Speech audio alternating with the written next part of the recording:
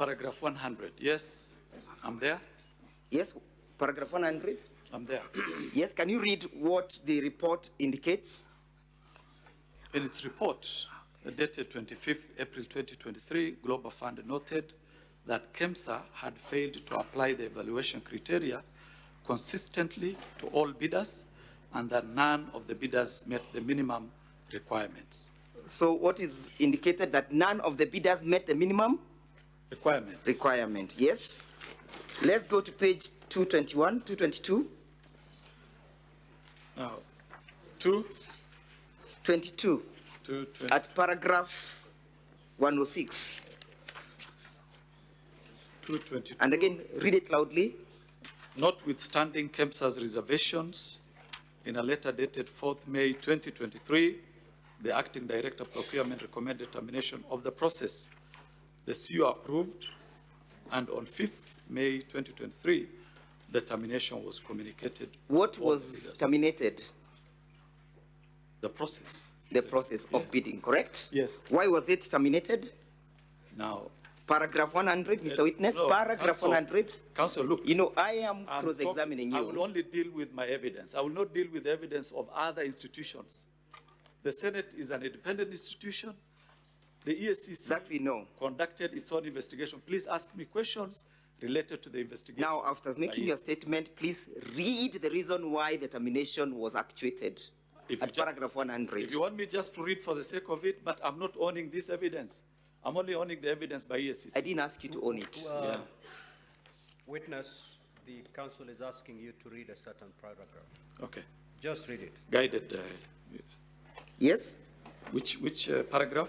I have asked you to read paragraph 106, correct? Yes. About the terminations, correct? Yes. And I've asked you to state for the assembly the reasons why the terminations is being recommended, correct? Yes. And I've told you that that answer, you'll find it at page 221, paragraph 100, correct? Correct. And that the bidding was terminated because the bids failed to meet the minimal requirements, correct? Correct. And therefore, the cancellation was not as a result of your alleged favorism, correct? That is not my evidence. My evidence is Yes, I know. there was clear favorism. Clear favorism. Yeah. Look at paragraph 226, page 226. 226, I'm there. Yes. Look at paragraph 136. I'm there. Yeah. Read paragraph 136. In late April 2023, he learned from the Global Fund. Who is this learning from global funds? Oh, you just took me there straight. Yeah, look at paragraph 225 so that we can get to know who is learning. 235 or 225? Yeah, 225. 225. That is the evidence by one Dr. Andrew Mulwa, acting CEO KEMSA, correct? Now, 225, 125, if you... 225. 220. Up here. Which paragraph? Up here. Yeah, submissions by Dr. Andrew Mulwa, acting Yes. CEO. So what is he saying now at paragraph 136? 136, in April 2023, he learned from Global Fund pre-award review report that the long-lasting insecticide nets tender was to be cancelled on account of inconsistencies in the bid evaluation. Yes? Yes. So why was it cancelled? The issue would be who caused the bid. No, it's not who caused. We are looking at the report. What does it indicate at that paragraph, the issues of the cancellation? Paragraph 136? Yes. On account of inconsistencies. It speaks to the fact that the bid or the tender was cancelled, correct? It does, yes. And it speaks to the reason that it was cancelled on the basis or on the reason of inconsistency, correct? Correct. And therefore your testimony that it was a result of favorism does not sit well with the evidence contained at paragraph 136 of the bundle, correct? This, my evidence... No, I just want you to limit yourself to that paragraph vis-a-vis what you stated. That the reason for the cancellation was the inconsistency, Mr. Witness, yes? Inconsistencies, yes, but... Thank you, let's go on. How is the inconsistency? Let us go to that one. You arise? shall explain in another forum, not here. Yeah. Continue. Let's go to paragraph 230, to page 230. Page 230. Yes? Which paragraph? 230. Which paragraph? Paragraph G. G, yes. Yes? Yeah. Can you read it out? At the evaluation stage, the audit team established that only 2 bidders passed the preliminary evaluation and proceeded to the technical evaluation, that is bidder number 3, Tianjin Yancoal International. Which two companies passed? As per this one, Tianjin Yancoal Yes? International, Yes? bidder number 7, Yes? Premier Movers Limited, contrary to evaluation committee. Is Shobika part of those bidders? No, it's not. It's not. Yeah. Look at page 231 again, paragraph J. 231. Page 231, paragraph J. Paragraph J, yes. Yes, read J. The termination of the tender complied with Section 62 of the Act and Global Fund guidelines. So the termination was lawful, correct? And it complied with the Procurement Act, correct or not correct, Mr. Witness? Correct. Correct. Let us look at page 246. 246. Yes, page 246, paragraph 213. 246. Paragraph 213. 213, yes. Yes, what is the report indicating? Following the cancellation of the tender at KEMSA, TNT placed an order of 10.2 million nets on wombo.org website, and procurement was subsequently done in line with the technical specifications provided by the Ministry of Health. So the nets were eventually procured, correct or not correct? They were eventually procured. And it took the interventions of global funds to procure them, correct? Correct. And that you'll look at paragraph 215, yes? Yes, I'm there. Read it out. Further, prior to the cancellation of the tender, differences arose between Global Fund team and the immediate former PS, State Department of Public Health and Professional Standards with regard to the operations and ongoing at the DNPM Ministry of Health. It was noted that these differences may have played a role in the final decision by Global Funds to terminate the tender processes, correct? Correct. Did that have anything to do with the Deputy President? According to the statement you've just read? It has nothing to do with the Deputy President. Let us now finally answer your issues at page 271. 271. Page. Yes, and read loudly paragraph 24 and 25. 271. Paragraph 24 and 25. The committee, that is 24, the committee observed that following the termination of the tender, while there was no apparent loss of public funds. Just read it loudly. The committee observed that following the termination of the tender, while there was no apparent loss of public funds, there was no apparent loss of? They lost USD 455,589.4, approximately 70 million in procurement fees. The report from the Senate indicates there was no loss of public funds, correct? Let me read this paragraph again so that we are yes, together. Proceed. The committee observed that following the termination of the tender, while there was no apparent loss of public funds, just put a full stop there. Pause. What has the committee observed? You don't want me to finish the sentence? Yes, I'll lead you to that other part. Okay. What has the committee observed? No public funds lost. No public funds lost. In your investigations, separate investigations that you conducted, did you arrive at the same conclusion? Did you or did you not? There was no public funds lost. There was no public funds lost. Terminated. Thank you. Yeah. So let us look at paragraph 25. 25, yes. Yes, read it out. The committee observed that the cancellation of the tender appeared to have been influenced by Global Fund's apparent effort to exert significant control over the procurement process from the beginning to the end. Thank you. What occasioned the cancellation?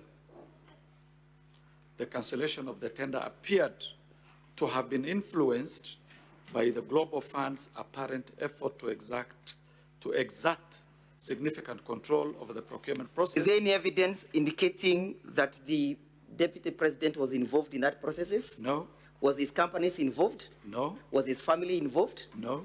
Any evidence that you have before this assembly to that respect? The evidence I have No, any evidence that any of them were involved? on this report, or my evidence? This report. On this report, no, but my evidence, yes. Let us go to the next paragraph, yeah? This concluded that global funds teams based in Geneva, Switzerland, making multiple trips to Nairobi, Kenya, at least 3 times during the relevant period, page? raising concerns about the autonomy and the ability of the local government. Just read it out. That is paragraph 25. Yes, the same paragraph. Okay. The committee observed that cancellation of the tender appeared to have been influenced by Global Fund's apparent effort to exert significant control over the procurement process from the beginning to the end. This included Global Fund team based in Geneva, Switzerland, making multiple trips to Nairobi, Kenya, at least 3 times during the relevant period, raising concerns about the autonomy and the ability of the local government agencies. The autonomy of the organization, correct? Let us look at paragraph 222 again. Sorry, page 222. Page 222, Mr. Witness. 222. And while you get there, you look at paragraph 105, 107. Page 222. Paragraph 107. Would you kindly read it out? 107. It is further her testimony that, I don't know whose testimony this is. Yeah, that is a testimony of the submissions of Terry Ramathani, immediate CEO. Okay. Yes, you find that at page 219. Yeah, but now I'm interested in paragraph 105, 107. It was further her testimony that the authority had struggled to maintain its autonomy. The authority has struggled to maintain its autonomy, yes? Owing to the undue influence. Owing to undue interference. Interference by the Cabinet Secretary. From the Cabinet Secretary for Health, yes, post. Who was the Cabinet Secretary for Health at the time in issue? Oh, we can check that one. Yeah, who was? This regime has only had two Cabinet Secretaries. Let me just confirm from my records here. Because she did a letter to us, so. Council Njiru. The name is just hold on, witness. This is Wafula. Hold on, Mr. Abdi. Yeah, sir. Council Njiru. Yes, Mr. Speaker. I thought when you're cross-examining a witness, you cross-examine on the evidence they've given. You totally abandoned his evidence. Those are not the rule of cross-examination, Mr. Speaker, sir. I respectfully beg to differ. The reason why the witness has difficulties. He doesn't have difficulties in the speaker. No, he has. No, I am asking him to read. Okay, I will be guided. Proceed, if that's your line of argument, proceed. Thank you for giving me the latitude. Who was the Cabinet Secretary at the time the bid was being cancelled? She's Nakumicha. Nakumicha. Wafula. Has the Senate found that what occasioned all these cancellations of these tenders was the loss of the autonomy of KEMSA? I would want to confine myself to my evidence. I know, at this time we wish to talk about the evidence. Okay, then read that paragraph. Just read for me. Which paragraph? Paragraph 107. And I want to finish up with you. Okay. Paragraph 107. It was further her testimony that the authority had struggled to maintain its autonomy owing to the undue interference from the Cabinet Secretary for Health. For instance, she stated that on 22nd March 2023, she received a note from the CS asking her to assist a certain Mr. Ken Ogola. She received a note from the CS asking the CEO to assist one Ken Ogola, correct? As per this statement, yes. Have you seen any company associated with the Deputy President being accused of these interferences? No.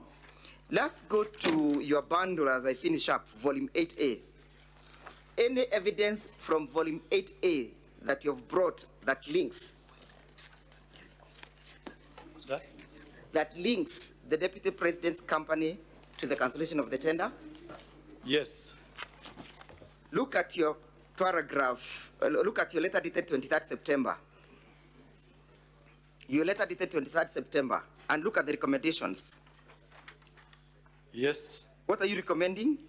We are recommending for admin action against the KEMSA officials and the Ministry of Health officials There is a pending issue. It's okay. I want you to limit yourself to what I am asking in that respect. Yes. You are recommending administrative action to KEMSA officials. Yes. Correct? Correct. But the file is In still that particular paragraph, any recommendation for the prosecution of the company in issue?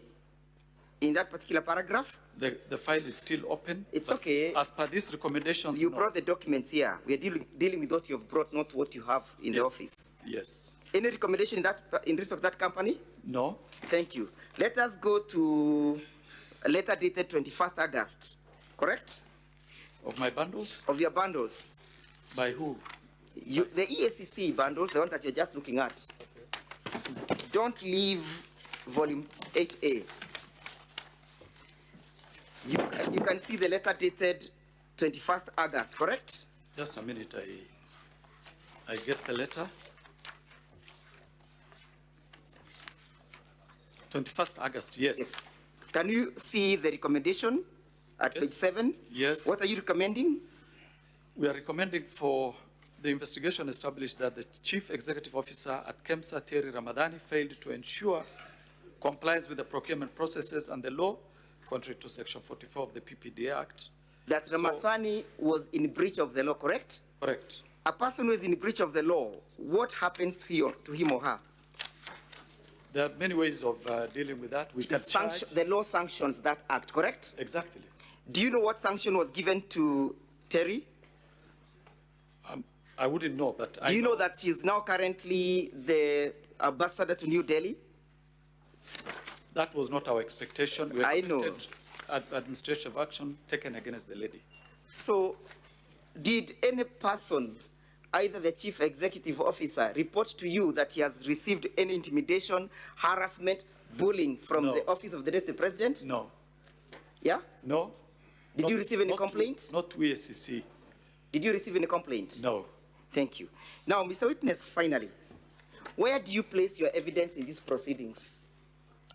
In these proceedings, I place my evidence on the conflict of interest bit. Conflict of interest. Which I said, personal interest. It's okay that you say, and I understand the law. Allow me to finish, please. So show me in the notice of motion, I put it to you, that in the notice of motion, there is no charge as against the deputy president for conflict of interest. Does that surprise you, that there is no such a charge? It doesn't. Thank you. No further questions. Counsel for the National Assembly, you may re-examine the witness. Now, Mr. Witness, only one more question. Between your statement that you have made and the Senate's report, which one do you want us to rely on? Which one? There are only two options. It's either your report or the report by the Senate. Don't give me an explanation. I can stand by my report. So we disregard the report by the Senate, correct? I didn't tell you that. I didn't say that. We disregard the report by the Senate. Is that the contempt that you have for this House? I can only stand by my evidence, which I can prove in any forum. Has that report by the Senate indicated any investigations on the ground of favorism, conflict of interest, and gifts? No, I haven't gone through the report, so I wouldn't want to Counsel, thank you. Are you done? Yes, Mr. Speaker, sir, but you're addressing me. Are you done? Yes, I am done. Take your seat. I'm also obliged.